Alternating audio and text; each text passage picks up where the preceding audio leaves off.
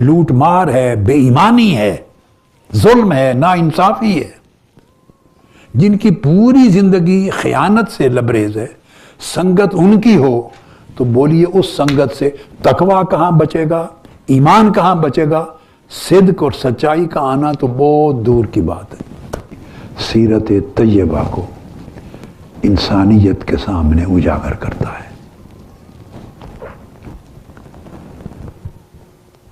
اس آخری عشرے کی پہلی 6 راتوں میں ہم نے اس میں سے صرف ایک پہلو اِنَّکَ لَتَصِلُ الرَّحِمَ کہ آپ قرابتوں کو جوڑتے ہیں، اس کے ظاہری، باطنی، نفسیاتی، شعوری، سماجی، سائنسی اور عرفانی پہلوؤں پر گفتگو کی، اور 2 نشستیں تصدق کہ آپ سراسر سچائی کا پیکر ہیں، اس پر منعقد ہوئی۔ اس کے بعد اس حدیث مبارک میں 6 گوشے اخلاق محمدی صلی اللہ علیہ وآلہ وسلم کے مزید بیان کیے گئے ہیں، مگر ان سیریز میں شاید ان کے بیان کا یا اس کی تشریح کا وقت ہمارے پاس نہیں ہوگا۔ آج کی اسی دوسرے گوشے پر ہے وتصدق الحدیث، جس کا عرف عام میں معنی کیا جاتا ہے کہ آپ ہمیشہ سچ بولتے ہیں، لیکن میں نے آپ کو پچھلی نشستوں میں یہ بات سمجھائی کہ یہ صدق الحدیث، اس کا اطلاق صرف سچ بولنے پر نہیں بلکہ آپ کی حیات طیبہ میں ہر گوشہ سچائی کا آئینہ دار ہے۔ آپ ظاہر و باطن میں سر تا پا سچائی کا پیکر ہے۔ اصل اس کا معنی یہ ہے۔ تو اس کے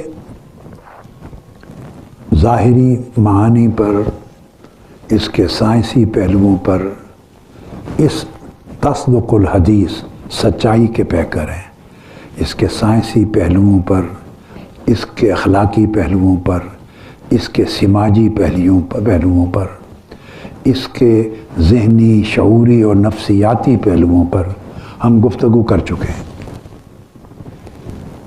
آج میں اسی جز کے کچھ دیگر پہلوؤں پر گفتگو کروں گا، جس میں غالب حصہ پھر عرفانی، اشاری، روحانی اور قرآنی پہلوؤں پر ہوگا، اور خاص طور پہ قرآن و حدیث کی روشنی میں اسی جز کے اخروی پہلوؤں پر بھی گفتگو کریں گے۔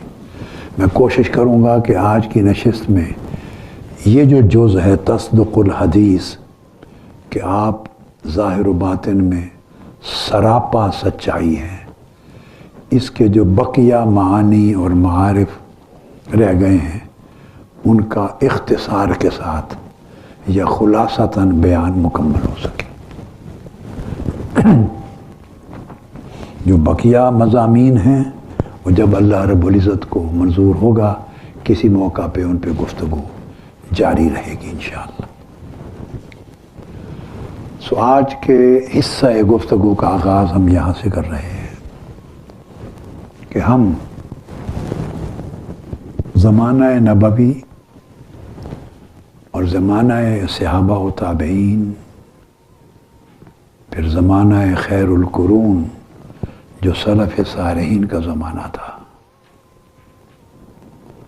اور پھر اولیاء و صالحین کا زمانہ، ہم اس سے بہت دور آ گئے۔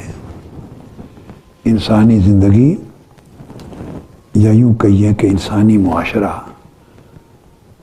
اپنا تاریخی سفر طے کرتے کرتے ان نورانی اور پاکیزہ زمانوں سے بہت دور، بہت آگے اور بہت نیچے چلے گئے۔ اتنا آگے نکل گئے ہیں اور اتنا نیچے آ گئے ہیں کہ اب وہ قدریں جن سے سچائی ریفلیکٹ کرے، صدق، وہ ڈھونڈنے سے بھی نہیں ملتی۔ شاید کہیں کہیں ان قدروں کا یا کسی قدر کا کوئی معمولی سا انعکاس دکھائی دے۔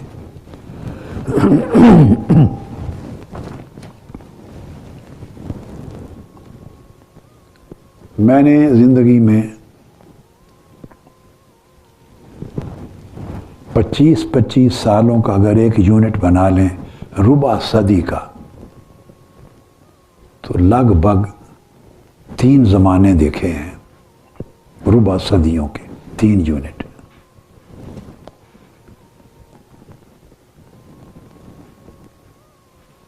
تو میں نے 1950 کے اواخر کا دور اپنے بچپن میں، 1960 اور 70 تک کا دور بھی دیکھا ہے۔ مراد میری یہ ہے کہ اس زمانے کے لوگوں کو دیکھا ہے، اور اس دور میں اخلاقی، ایمانی، روحانی قدریں انسانوں میں اور ہماری سوسائٹی میں کتنی زندہ تھی، کس حد تک پریویل کرتی تھی، کتنی ڈومیننٹ تھی ہماری روزمرہ کی زندگی میں، ہمارے سماج میں، ہمارے معاشرے میں، ہمارے گھر کے ماحول میں، اور کس حد تک نہیں وہ زمانہ دیکھا ہے۔ پھر میں نے 80s سے لے کے 80 کی دہائی اور 90 کی دہائی، یہ 20-25 سال آگے موجودہ صدی کے شروع ہونے کے بھی دیکھے۔ تو اس طرح 50 سال کا وہ ابتدائی زمانہ ہے۔ اس میں نے دینی، مذہبی، روحانی لوگوں کو بھی دیکھا ہے۔ اس میں نے سیاسی اور انتظامی حیثیت کے حامل لوگوں کو اور حکومتی حیثیت کے حامل لوگوں کو بھی دیکھا ہے۔ یعنی معاشرہ ایز اے ہول دیکھا ہے، ہر جہت سے دیکھا ہے۔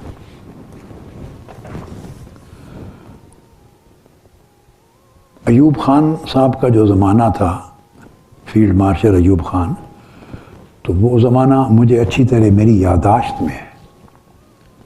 تو میں نے پولیٹیکل لوگ بھی دیکھے ہیں، ایگزیکٹو آفیسرز بھی دیکھے ہیں، چھوٹے بڑے، مذہبی، سماجی، سیاسی، روحانی، مشائخ، علماء دیکھے ہیں، مساجد بھی دیکھی ہیں، تجارت کی جگہیں بھی دیکھی ہیں، گلی کوچے بھی، گھرانوں کے ماحول تو میں یاد رکھتا ہوں۔ پھر اس کے بعد 80s میں تو منہاج القرآن کا آغاز کر دیا۔ تو جن لوگوں نے 1980-81 میں میرے ساتھ جوائن کیا، اس وقت بھی 3-4 نسلیں تھیں بیک وقت جو میرے ساتھ جڑی۔ 1981 میں جو لوگ منہاج القرآن کے اوائل رفقا بنے، اوائل وقت کے، ان میں 90 برس کی عمر کے ضعیف بزرگ بھی تھے، جبکہ میری عمر اس وقت صرف 29 سال تھی جب میں نے تحریک منہاج القرآن کا آغاز کیا ہے، بلکہ 28ویں برس کے اواخر میں تھا۔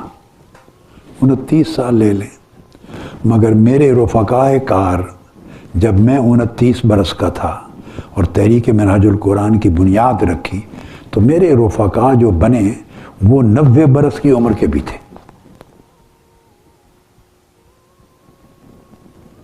اس وقت پہلے وقتوں کی ایگریکلچر یونیورسٹی فیصل آباد کے وائس چانسلر اور ڈینز اور پروفیسرز اور مختلف پروفیشنز کے لوگ ضعیف العمر جو ریٹائر تھے، 80 اور 90 کی دہائی میں داخل ہو گئے تھے، وہ بھی رفیق بنے، اور منہاج القرآن کی تاریخ کے ریکارڈ میں ان کے نام درج ہے کہ ان کا یہ رفاقت نمبر ہے۔ 50-60 سال کی عمر کے، 40 سال کی عمر کے لوگ بھی بنے، اور نوجوان بھی رفقا بنے، اور بہت ینگسٹرز 10 12 13 14 سال کی عمر کے نوجوان بھی اس قافلے میں شریک ہوئے. تو میں نے اس وقت بھی 3 نسلوں کو بیک وقت دیکھا. پھر 2000 کے بعد کے یہ 25 برس بھی دیکھے. اور یہ تو وہ ہیں کہ موسٹلی آپ نے دیکھے ہیں. بہت آپ میں سے بہت سو نے یہ 25 برس تو اچھی طرح دیکھے ہیں، اور بہت سو نے پچھلے 25 برس بھی دیکھے ہیں جن کی عمر کوئی 60 70 برس کے 60 برس کے قریب ہے. تو پچھلی صدی کا آخری ربع حصہ بھی دیکھا ہے. اب یہ بیان کرنے کا مقصد یہ ہے کہ آج جب میں اس دنیا پر، اس معاشرے پر، گھرانوں پر، سماج پر، لوگوں کے احوال پر نظر ڈالتا ہوں تو ایسے لگتا ہے جیسے کسی اجنبی دنیا میں آ گئے ہیں. اتنا زوال تیزی سے آیا ہے کہ صرف 50 60 70 سال میں لگتا ہے جیسے کوئی زمان آسمان سے گر کر زمین پر آ گیا ہو. قدریں اس طرح ناپید ہو گئی، لگتا ہے انسان ہی بدل گئے ہیں. ماحول بدل گیا، سوچیں بدل گئی ہیں، اقدار بدل گئی ہیں، اخلاق بدل گئے، رویے بدل گئے ہیں، فکر و نگاہ بدل گئی، بیہیویئر بدل گئے ہیں. خیر یہ ایک طویل مضمون ہے، اس پر کیا گفتگو کروں. ایک اشارہ کرنا تھا. آج پر آتے ہیں کہ آج اس وقت جس زمانے میں ہم ہیں، اور یہ زوال اور انحطاط ایک پاکستان میں یا ہمارے خطے میں نہیں، یہ پوری دنیا میں ہے. عرب و عجم میں ہے، پوری مسلم ورلڈ میں ہے، اور یہی ویسٹرن ورلڈ میں بھی اسی طرح ہے. ویسٹرن ورلڈ میں بھی مجھے مغربی دنیا کا جائزہ لیتے، مطالعہ کرتے ہوئے، یعنی فرسٹ ٹائم میں 1983 میں امریکہ میں آیا تھا اپنے دورے پر. تو اس عرصے کو بھی سمجھیں 42 یا 43 44 سال ہو گئے، نصف صدی کے قریب. پھر اس کے بعد یورپ. تو میں نے زندگی دیکھی ہے اس دور اور آج کے دور میں مغربی دنیا میں زمین آسمان کی طرح تبدیل ہو گئی. تو یہ انحطاط، یہ تبدیلی پورے گلوب پر ہے. مگر ہم اس وقت جس سوسائٹی میں، جس ماحول میں ہیں، ایسا لگتا ہے کہ ہم جال سازی اور ملمہ کاری کے دور میں زندہ ہیں. الا ماشاء اللہ. ہر ایک کے لیے نہیں کہہ رہا ہوں میں، مجموعی طور پہ جو غلبہ احوال ہے، لگتا ہے کہ پوری زندگی اس وقت جال سازی اور ملمہ کاری کی لپیٹ میں. اور ہماری زندگی پر میں 2 لفظ خاص طور پہ بول رہا ہوں، نفس کی مکاریاں اور عقل کی عیاریاں یہ حکومت کر رہی ہیں ہماری زندگیوں پر. اب ان 2 اصطلاحات میں گہرائی میں جائیں گے تو بہت کچھ سمجھ جائیں گے. یا ہماری زندگیوں میں نفس کی مکاریاں دکھائی دیتی ہیں یا عقل کی عیاریاں دکھائی دیتی ہیں. سو اس وجہ سے ام المومنین سیدہ خدیجۃ الکبریٰ رضی اللہ تعالیٰ عنہ کی یہ حدیث مبارک، جو آقا علیہ السلام کی سیرت طیبہ کے خاص گوشوں پہ روشنی ڈالتی ہے، اس کے ظاہری اور باطنی معانی کو سمجھنا، معارف کو سمجھنا، اور اس کے نور کو اپنی زندگیوں میں داخل کر کے اپنی تاریکیوں کو دور کرنا، ازالہ کرنا اشد ضروری ہے. یہ میں نے آج 27ویں شب کے اس موضوع گفتگو کی تمہید کی کہ ہر دور سے زیادہ ضروری ہو گیا ہے آج کے دور میں.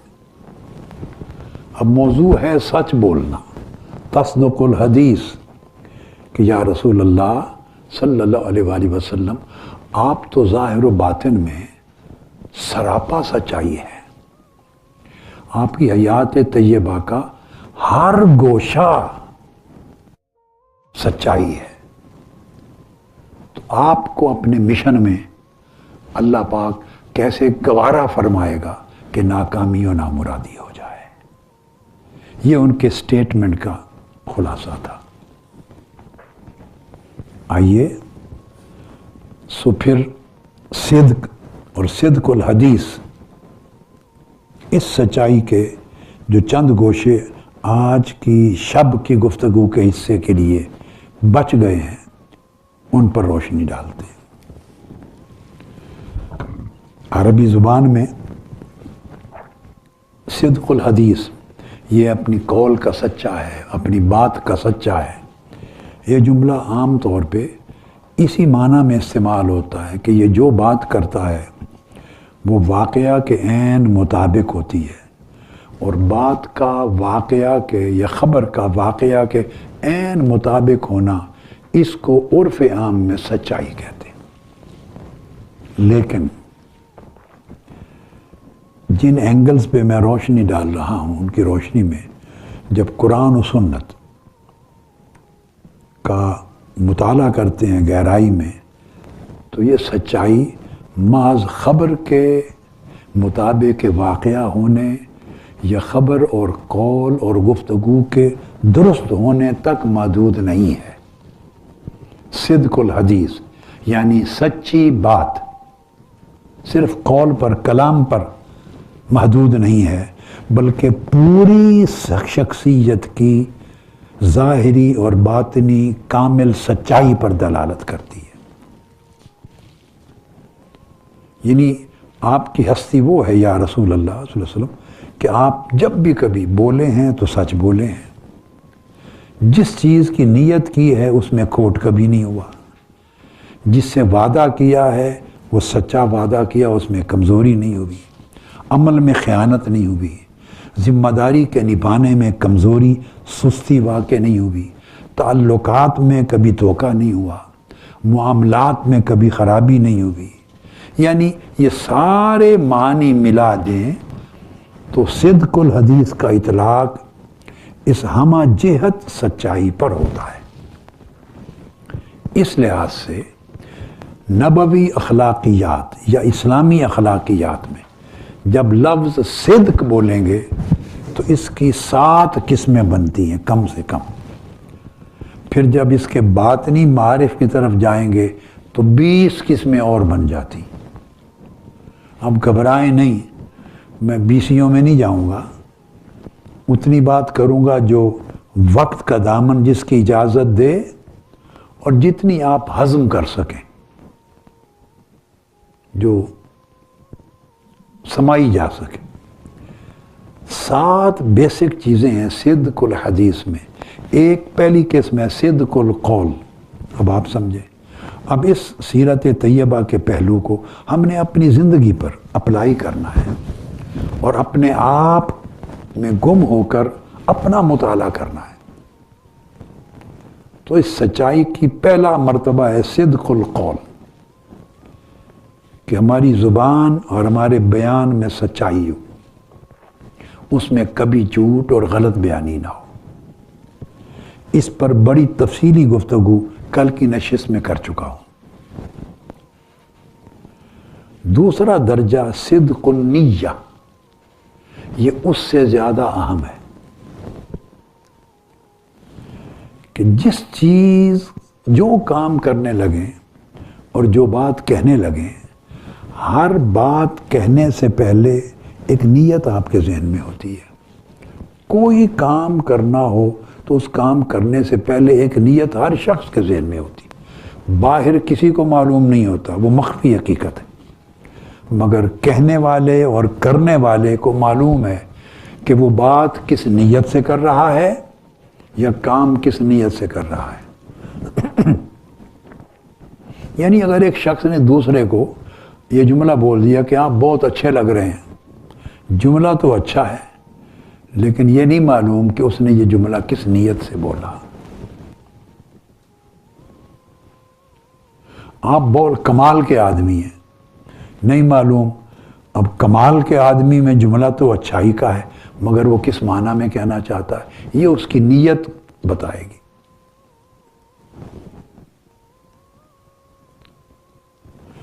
تو صدق النیہ، آپ نماز پڑھ رہے ہیں، کتنا نیک عمل ہے، مگر معلوم نہیں کہ نیت اس نماز پڑھنے نفل کرنے کی کیا ہے۔ کسی کو صدقہ خیرات دے رہے ہیں، مگر معلوم نہیں کہ اس عمل کی نیت پیچھے کیا کار فرما ہے۔ سخی کہلانا چاہ رہے ہیں، احسان جتلانا چاہ رہے ہیں، اس سے ٹیکس ریٹرن کا سامان فراہم کرنا چاہ رہے ہیں، یعنی وہ جو کچھ بھی کر رہے ہیں اس کی نیت اللہ کو معلوم، تو اس کو کہتے ہیں صدق النیہ۔ جو عمل ظاہراً کیا جا رہا ہے اس کی نیت بھی اسی طرح سچی ہو، نیت میں بھی وہی سچائی ہو جو دیکھنے میں قول یا عمل میں نظر آ رہی ہے، یعنی قول اور نیت، عمل اور نیت میں بالکل سچائی پر مبنی مطابقت ہو، یہ دوسری قسم درجہ ہے۔ تیسرا صدق العزم، عزم نیت سے بھی پہلے ہوتا ہے کہ آدمی کسی چیز کا ارادہ کرتا ہے،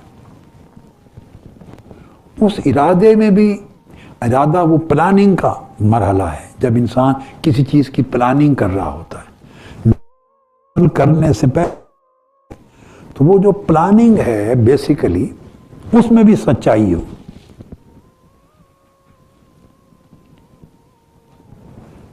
پھر صدق الوفا ہے، جب کسی سے وعدہ کریں، عہد کریں تو اس کی پاسداری کریں اور پوری سچائی اور وفاداری کے ساتھ کچھ ہو جائے اس وعدہ کو نبھائیں، اس کو توڑنے کے عذر تلاش نہ کریں اور توڑنے پر اب کوئی جسٹیفیکیشن نہ بنائیں، نبھائیں۔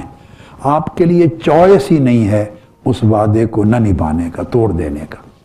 توڑ دینے کا مطلب جھوٹ ہے، کذب ہے، سچائی سے محروم ہو گئے، تو یہ صدق الوفا ہے جس کو ایفاء عہد کہتے ہیں۔ پھر صدق العمل ہے، آپ جو عمل کر رہے ہیں اس عمل میں اخلاص ہونا چاہیے کہ اللہ کے لیے کر رہے ہیں، خیر کے لیے کر رہے ہیں، اور اس عمل کی کارکردگی میں امانت اور دیانت ہونی چاہیے، اور اس عمل کی پرفارمنس میں تمام حقوق اور شرائط اور آداب ایمانداری سے پورے ہونے چاہیے۔ یعنی آپ نماز پڑھتے ہیں اور تیزی سے اس نماز کو فارغ کر دیتے ہیں تو صدق العمل نہیں ہے۔ آپ نے اقامت بھی کی، قیام بھی کیا، رکوع سجود بھی کیا، تیزی سے سجدے بھی کیے، مگر ٹکریں ماری، ایکسرسائز کی، اور جو پڑھا اس کو دل کو بھی خبر نہیں، اور فارغ ہو گیا، قرض اتار دیا۔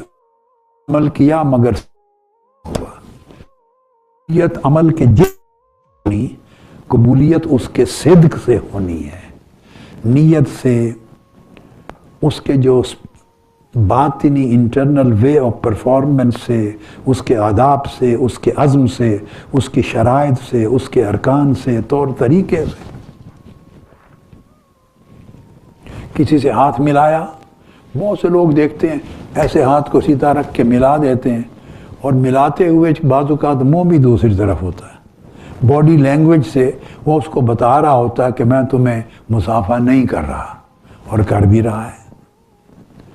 یعنی یہ آپ روزمرہ دیکھتے ہیں، میں نے تو زندگی میں ہزارہ واقعات دیکھے، میں نے تو بہت دیکھا ہے، آپ بھی دیکھتے ہیں۔ پھر کوئی 3 انگلیوں کے ساتھ ایسے ہاتھ ملا لیتا ہے، کوئی ہاتھ ایسے ہی ملاتا ہے کہ ہاتھ کوئی ملا کے اس کو پکڑتا ہے، نرم ہاتھ ایک میسیج دیتا ہے کہ سرگرمی سے ہاتھ ملا رہا ہے، تو ہاتھ ملانے میں بھی 10 میسیجز ہوتے ہیں۔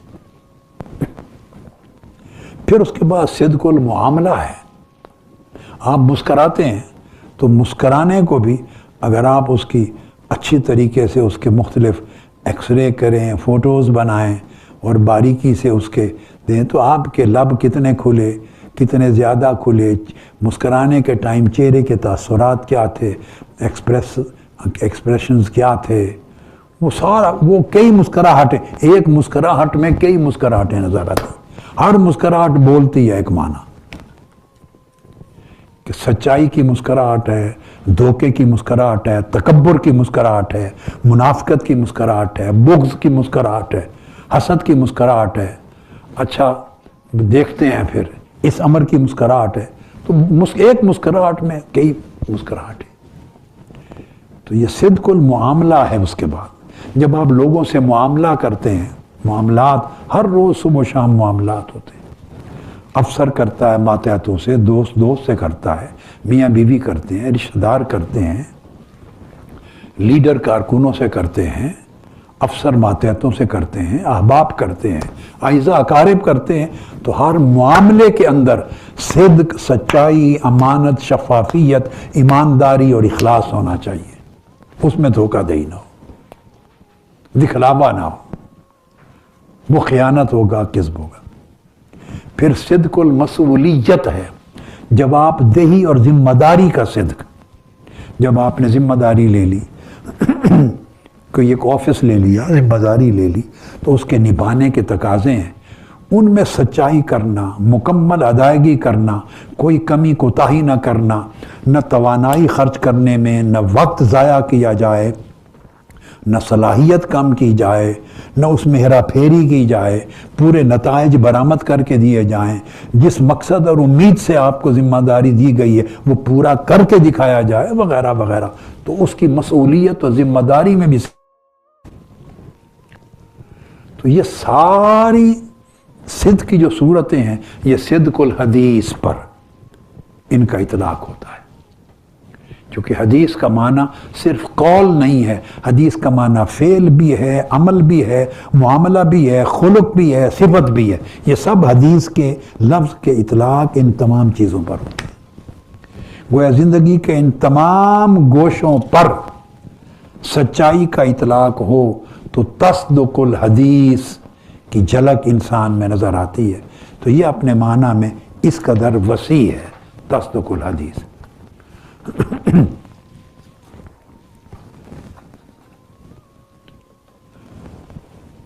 اب اس کی قرآنی صورتیں اس طرف آتے ہیں. صدق کی اہمیت قرآن مجید میں.